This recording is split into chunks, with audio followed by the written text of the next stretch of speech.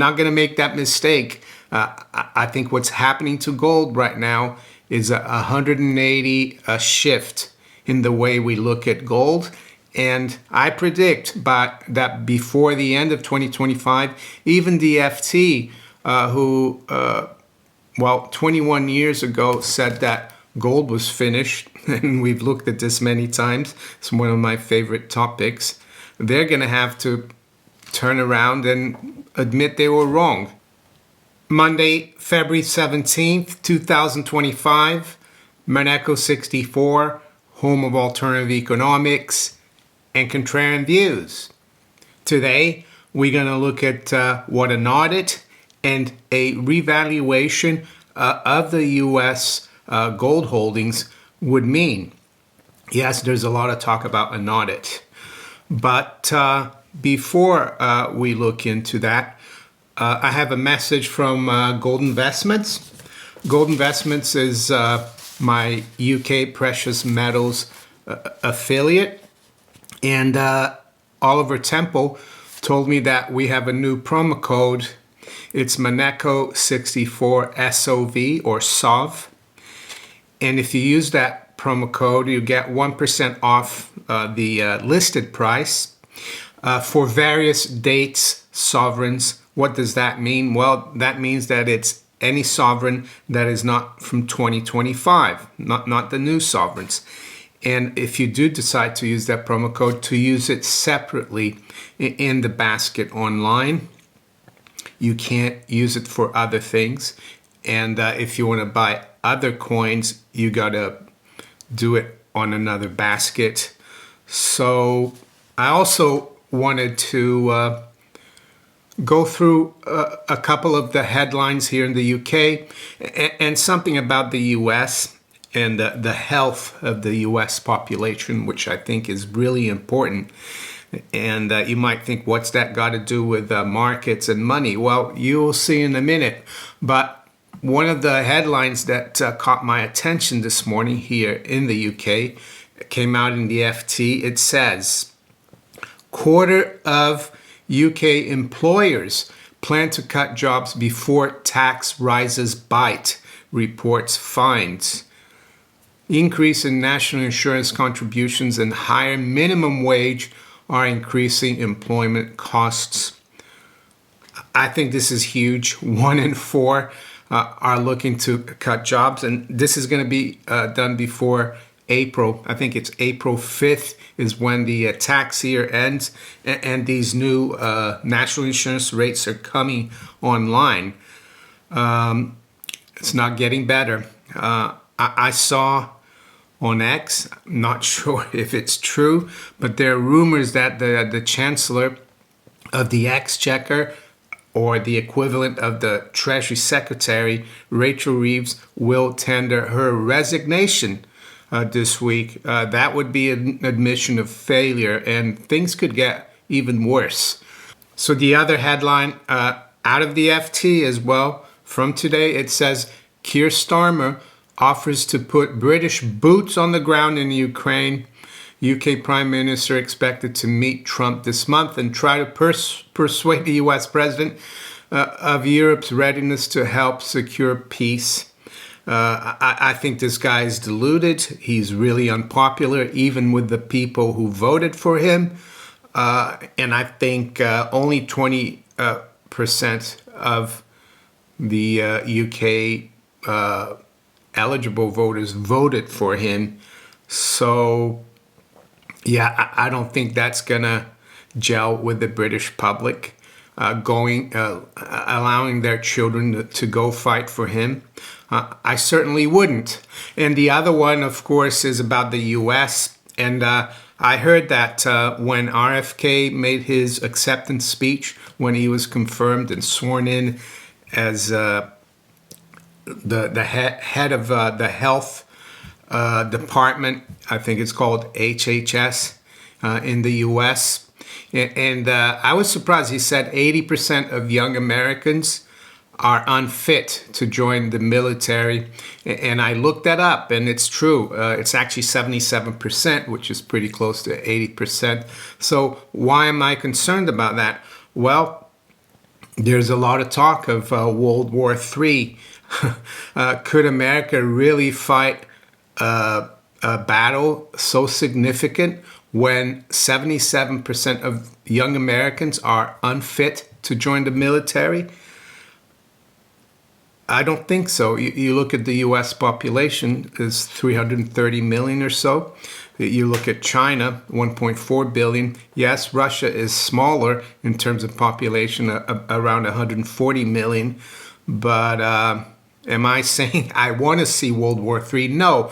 But what this means to me is that President Trump knows that they're in trouble in terms of military power.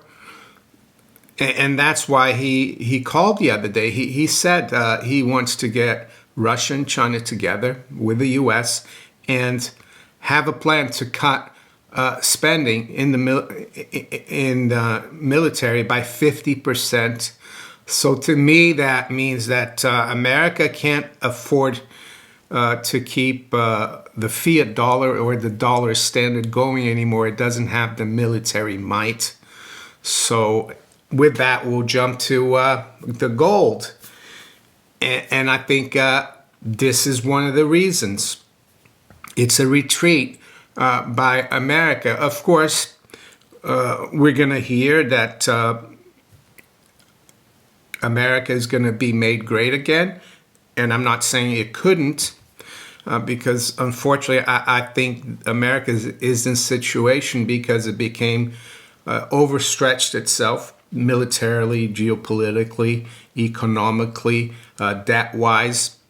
So I think it could be a step to being great again if we see some kind of retrenchment and focus on the Western Hemisphere, the Monroe Doctrine, and get out of the rest of the world and focus on important things.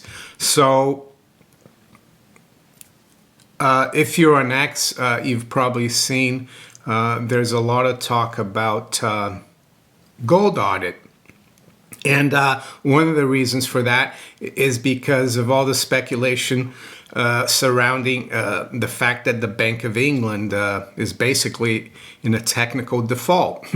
And why is that? Well, because they can't pay their clients or customers the gold. Usually, if you get gold from the Bank of England, spot gold, it takes 1 to 2 days or 3 days to get the gold. Now it can be up, I think it's 70 days, which is more than 2 months. Well, they basically shut down. They closed their doors. And we've seen as well that a lot of the physical gold has been going to the U.S. And I've just seen as well this morning that Argos Heraeus, one of the biggest refiners of gold bars, they've come out and said that, let me have a look here at the headline. Yeah, breaking: world's largest provider of precious metals, Argos Heraeus, suspends sales of minted 50 and 100 gram bars. So you can bet the people at the Bank of England or the bullion banks that work with the Bank of England through the LBMA are scouring the planet for physical gold. And it's probably one of the reasons why there's so much speculation that the U.S., who professes to have 8,133 metric tons of gold in various depositories like Fort Knox, I think West Point, maybe even Denver. I'm not sure. I don't think the Treasury keeps any gold at the New York Fed. Yeah, people are saying unless the gold is there and foreigners, foreign investors and sovereign nations are going to sit down with the Americans to have a revaluation of the gold, they need to know that the gold is there. And so what does that mean? I said earlier we're going to talk about what it means to do an audit and a revaluation. And about the audit, I think it was Zero Hedge who wrote an article about it, and they posted on X to Elon Musk. And Elon Musk saw that and he said, "Oh, I thought they did that every month." No, Elon, they haven't done it for maybe 70 years. Being kind, maybe 50. And then even Rand Paul, Senator Rand Paul, saw it and he said, "We must have an audit." And of course, there are a lot of people who are going to say, "Yeah, they'll do an audit, but it's not real." Maybe so. But I think along with the talk of revaluation, the statutory price that the U.S. government sets for gold, well, right now, believe it or not, it's only $42.22, and that was set in 1972. So the price went from 35 up until August 15th, 1971, when Nixon closed the gold window, and then they raised it to 38, which is about 10%. And then they raised it again to 42.22, but they've stopped it. They've stopped at that level for over 50 years, and it sounds weird, doesn't it, that it's only valued at 42.22. And I think if they revalue that along with an audit, what it will mean is that gold, well, the U.S. Treasury and the U.S. government and the Fed, they're admitting that the fiat dollar is toast, and that gold is back as the monetary asset par excellence. I think that's what President de Gaulle said in one of his speeches, I think in 1965.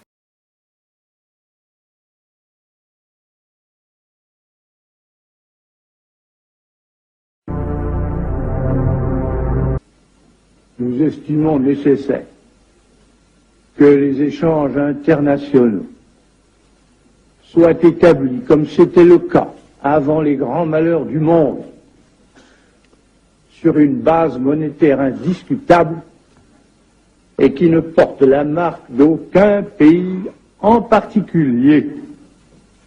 Quelle base? En vérité, on ne voit pas qu'il puisse y avoir réellement de critères, d'étalons autres que l'or. He said he said gold is like a standard of excellence throughout the world. It was universal. And I think that's what it means. In terms of the price, I don't think you should be concerned with that, because unfortunately the fiat currencies that we use and hold and save sometimes, they're going to become worth a lot less in terms of gold everywhere around the world, and silver for that matter. Well, because if we do see the audit and the revaluation, what it means, it will reliquify all the governments of the world. They will become more solvent. They will have a much better fiscal situation. Yeah, and that is good. Of course, that means that they have to tax you less, and that means that things could improve. The other side of the coin, though, is that they might start the inflating the bubble once again, which is a bad thing. But that's a different story. So that's what I think it means. I think a few years ago, and I've had him, I think once, maybe twice on my channel, Jim Rickards, someone asked him about that $42.22 price, statutory price. And he said the reason why they leave it like that is because if they ever talked about it, or even talked about an audit, it would be an admission that the dollar, the paper dollar, fiat dollar, or petrodollar is failed. So that's, in my opinion, the way you have to look at this. So I think the foreign minister of Germany, I think Alex from the Duran calls her Annalena 360 because she said something about getting Russia to change its policy 360 degrees in relationship to the Ukraine. I guess if you change it 360, you're still at the same policy. She meant 180. So I'm not going to make that mistake. I think what's happening to gold right now is a 180 shift in the way we look at gold. And I predict that before the end of 2025, even the FT, who, 21 years ago said that gold was finished, and we've looked at this many times, it's one of my favorite topics, they're going to have to turn around and admit they were wrong. So let's quickly look at where we are in the markets this morning. It's 8:25 a.m. London time. So yeah, we had the drubbing of the smash of the gold and silver price on Friday. I'm not concerned. I spoke about that with Clive and Francis Hunt. We had a really nice live stream. So a lot of you asked for Francis to come on, and he did. So have a look at that live stream if you haven't yet. So gold is at exactly 2,900. It's up 17 bucks. High's been 05 and the low has been 28.73. Silver is only up 13 cents at 32.25. So it's underperforming gold a little bit. The stock market actually is pretty steady. The Dow futures is unchanged. NASDAQ 100 futures up 0.25%. S&P is up about 1/8. In terms of the currencies, everything's fairly quiet here. Let's have a look at some other commodities. WTI crude, that's up 0.5%, around 71. High-grade copper has come off a little bit. It's at 469, down 0.4%. And with that, I'm going to wish you all a great start to the week. Take care. Bye.